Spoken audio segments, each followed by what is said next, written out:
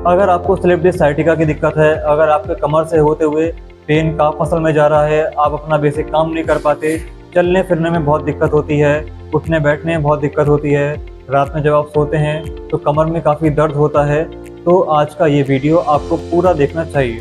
देखिए, जब भी हमें स्लिप डिस्क साइटिका की दिक्कत होती है तो हम क्या करते हैं, हम डॉक्टर के पास जाते हैं। डॉक्टर हमें कुछ मेडिसिन देते हैं, साथ ही साथ वो हमें आराम करने की सलाह देते हैं। उससे हमारा दर्द कुछ दिनों के लिए ठीक हो जाता है, मगर कुछ दिनों बाद हमारा दर्द फिर से स्टार्ट होने लगता है, फिर से हमें अपने बेसिक काम में दिक्कत आने लगती है, फिर से वो दर्द लौट के आने लगता है। तो हमें पहले इसके लिए समझना होगा कि साइटिका आखिर बीमारी क्या है। साइटिका एक ऐसी बीमारी है जिसमें हमारी कमर से नस दबने के कारण हमें कमर में दर्द होता है, कमर से हमारी काफ मसल में पेन होता है। अब कई लोगों को खाली कमर में दर्द होता है, कई लोगों को कमर से लेकर कूल्हे में, कई लोगों को कूल्हे से लेकर काफ मसल तक पेन होता है, मगर इसका इलाज एक ही है, वो है फिजियोथेरेपी और एक्सरसाइज। साइटिका और स्लिप डिस्क ऐसी बीमारी है जिसमें कोई भी दवाई, कोई भी मेडिसिन जो है आपका दर्द ठीक नहीं कर सकती, क्योंकि दबी हुई नसों को खोलने के लिए दुनिया में कोई भी मेडिसिन नहीं बनी है। तो अगर आप साइटिका ठीक कराना चाहते हैं तो आप फिजियोथेरेपी करवाइए, साथ ही साथ आप एक्सरसाइज करिए, जो मैं आपको आगे जाके इस वीडियो में बताने वाला हूँ। इससे पहले मैंने कई सारी वीडियो बनाई है जिसमें मैंने डिटेल में बताया है कि साइटिका क्यों होता है, क्या कारण है। वो अगर आप चाहें तो डिस्क्रिप्शन में दिए गए लिंक से आप वीडियो को देख सकते हैं।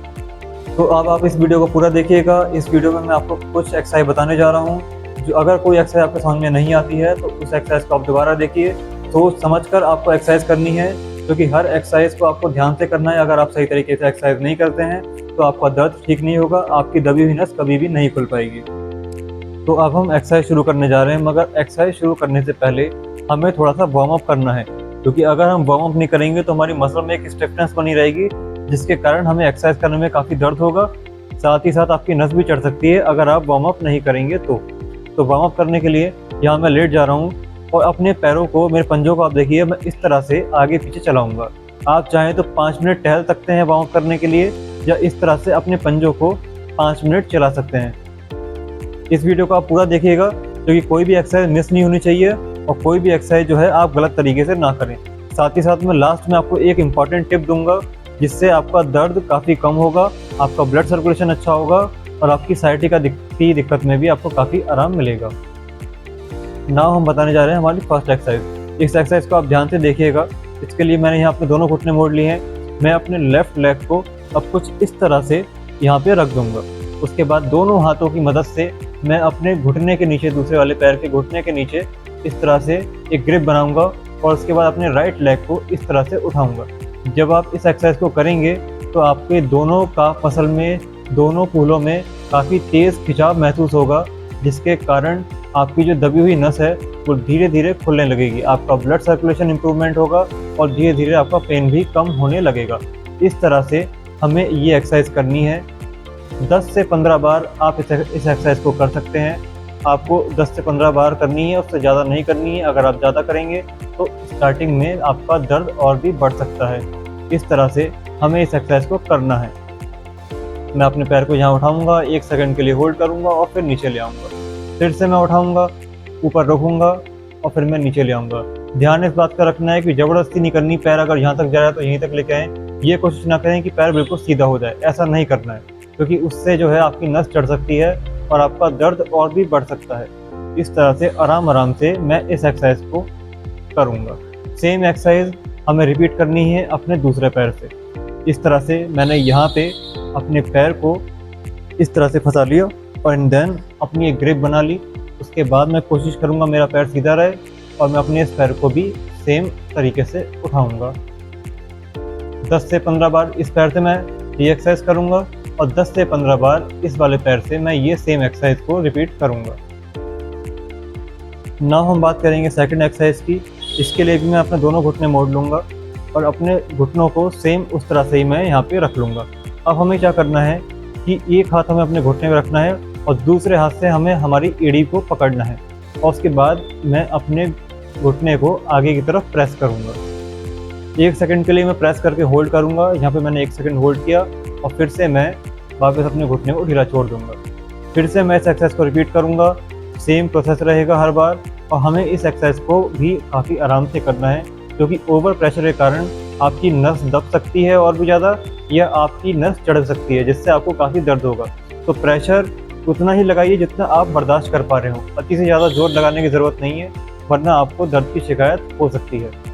सेम इस तरह से मैं इस एक्सरसाइज को करूँगा, और हमें ध्यान इस बात का रखना है कि हमें ये एक्सरसाइज दोनों पैरों से करनी है। चाहे आपके एक पैर में दर्द आ रहा हो, चाहे आपके दोनों पैरों में दर्द हो, या खाली कमर में दर्द हो, आपको एक्सरसाइज दोनों पैरों से करनी है, क्योंकि इससे जो है हमारी कमर की जो नस है उसमें स्ट्रेच पड़ता है, जिसके कारण हमारी दबी हुई नस खुलती है, हमारा ब्लड सर्कुलेशन इम्प्रूवमेंट होता है, और साइटिका की दिक्कत से हमें धीरे धीरे रिलीफ मिलने लगता है।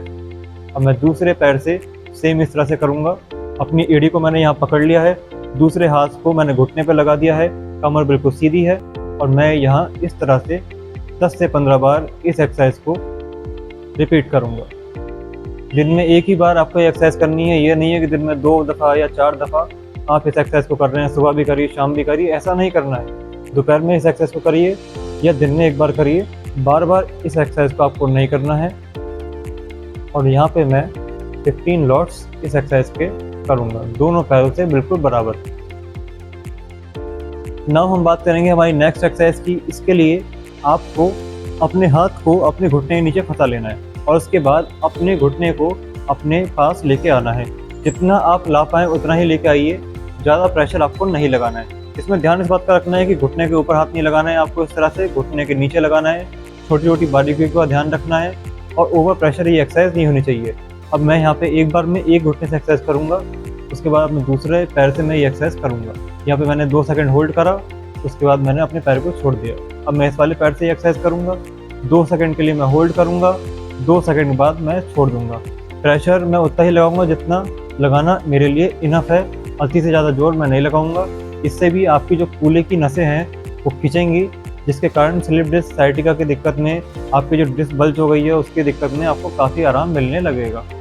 सेम एक्सरसाइज को हम दोनों पैर से बराबर करेंगे, और इस बार हमें ये नहीं करना कि एक एक्सरसाइज को एक ही पैर से बार बार हम करे जा रहे हैं। आपको पैरों को बदल के एक्सरसाइज करना है, इसका ध्यान रखना। पहले हमने इससे करी, 2 सेकंड के लिए होल्ड करा, अब हमने इसे छोड़ दिया। अब दूसरे पैर को हम पकड़ेंगे, 2 सेकंड के लिए होल्ड करेंगे, 2 सेकंड के बाद हम इसे छोड़ देंगे। ये हमारी थर्ड एक्सरसाइज थी। काफ़ी सिंपल और इजी एक्सरसाइज है। इसे आप अगर करेंगे तो आपको दर्द में बहुत ही जल्द आराम मिलने लगेगा। ना हम बात करेंगे फोर्थ एक्सरसाइज की। इसके लिए मैं अपने दोनों घुटनों को बराबर मोड़ लूँगा, अपने हाथों को और कमर को बिल्कुल सीधा रखूँगा, और उसके बाद अपनी कमर को कुछ इस प्रकार से मैं ऊपर उठाऊँगा। अब इसमें आपको ध्यान इस बात का रखना है कि हमें उठाने के बाद कम से कम 2 सेकंड के लिए अपनी कमर को वहीं रखना है जहाँ हमने उठाया, और उसके बाद हम आराम से अपनी कमर को नीचे ले आएंगे। होल्ड करना बहुत इंपॉर्टेंट है। अगर आप होल्ड नहीं करते तो ये एक्सरसाइज आपको ज़्यादा असर नहीं कर पाएगी। इस तरह से मैंने अपनी कमर उठाई। मैं ज़्यादा कमर नहीं उठा रहा कि मैं यहाँ तक लाने ट्राई कर रहा हूँ, जितनी मुझसे उठाई जा रही है मैं उतनी उठा रहा हूँ। आपको भी उतनी ही उठानी है जितनी आप उठा पाएँ आराम से, और उसके बाद आप अपनी कमर को आराम से नीचे ले आएँ। फिर से मैंने कमर उठाई, यहाँ पे 2 सेकंड के लिए होल्ड करा, हाथ बिल्कुल सीधे हैं, और उसके बाद अपनी कमर को मैं नीचे ले आऊँगा। इसे हम ब्रिज एक्सरसाइज बोलते हैं। इस एक्सरसाइज को आप दिन में 20 से 25 बार आराम से कर सकते हैं। इस एक्सरसाइज से आपको पेन में काफ़ी रिलीफ मिलेगा, काफ़ी रिलैक्सेंट एक्सरसाइज मानी जाती है। और आप चाहें तो इस एक्सरसाइज को दिन में 20 से 30 बार कर सकते हैं। और अगर आपको इस एक्सरसाइज से कोई दिक्कत नहीं हो रही है, आप आराम से कर पा रहे हैं, तो 30 से 40 बार या 50 बार भी आप इस एक्सरसाइज को करेंगे तो आपको कोई नुकसान नहीं होगा। इस एक्सरसाइज से आपको दर्द में काफ़ी आराम मिलेगा। इस तरह से यहाँ मैं अपनी एक्सरसाइज कंप्लीट कर रहा हूँ। अब हम बात करेंगे हमारी लास्ट एक्सरसाइज की। काफ़ी इम्पॉर्टेंट एक्सरसाइज है। इसके लिए मैंने यहाँ पे अपने दोनों हाथों को अपने सर के नीचे लगा लिया है। उसके बाद मैंने अपने दोनों घुटनों को मोड़ लिया है। अब मुझे क्या करना है, इसको आप बहुत ध्यान से देखिएगा, क्योंकि अगर ये एक्सरसाइज आपने गलत करी तो पेन कम होने की बजाय बढ़ भी सकता है। अब मैं अपने दोनों घुटनों को बिल्कुल मिला लूँगा, दोनों पैरों को बिल्कुल मिला लूँगा, और अब मैं अपने घुटनों को लेफ़्ट साइड में लेके जा रहा हूँ और गर्दन को राइट साइड में लेके आ रहा हूँ। जितना मुझसे अपने घुटनों को मोड़ा जा रहा है मैंने उतना मोड़ लिया है। अपने पैरों को जितना मैं मोड़ पाया उतना आराम से मैंने मोड़ लिया है। अब मैं अपने पैरों को राइट साइड में लेके आया हूँ और गर्दन को मैं लेफ़्ट साइड में लेके जा रहा हूँ। जिस तरफ हमारे पैर जाएंगे उसकी अपोजिट डायरेक्शन में हमारी गर्दन जाएगी। इसका हमें बहुत ध्यान रखना है। ओवर प्रेशर इस एक्सरसाइज में बिल्कुल भी नहीं करना है। अति से ज़्यादा जोर बिल्कुल भी नहीं लगाना, वरना आपकी नस खिंच सकती है और आपकी स्लिप डिस्क की दिक्कत में आपको आराम नहीं मिलेगा। इसके लिए हम आराम से, जितनी आराम से हम एक्सरसाइज कर पा रहे हैं उतनी आराम से एक्सरसाइज को करेंगे। इस तरह से मैं अपनी गर्दन को लेफ्ट में ले गया, पैरों को राइट में ले गया। अब मैंने पैर और गर्दन साथ में सीधे कर लिए हैं।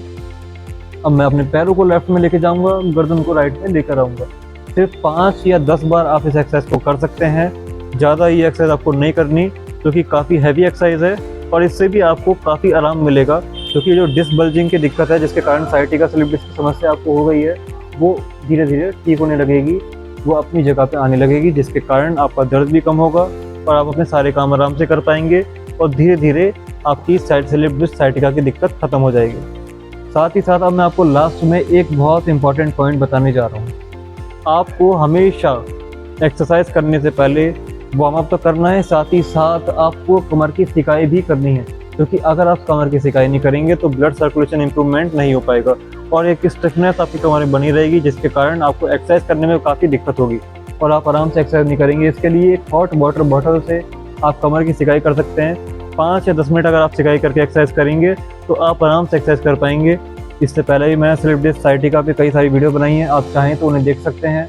और अगर आपके मन में कोई भी सवाल है slip disc sciatica, disc bulging से जुड़ा हुआ, कमर दर्द, गर्दन दर्द, घुटने के दर्द से जुड़ा हुआ, तो आप मुझसे पूछ सकते हैं। मैं जल्द से जल्द आपके सवाल का जवाब दूंगा और अब मैं आपसे मिलूंगा हमारे अगले वीडियो में। धन्यवाद। जय हिंद।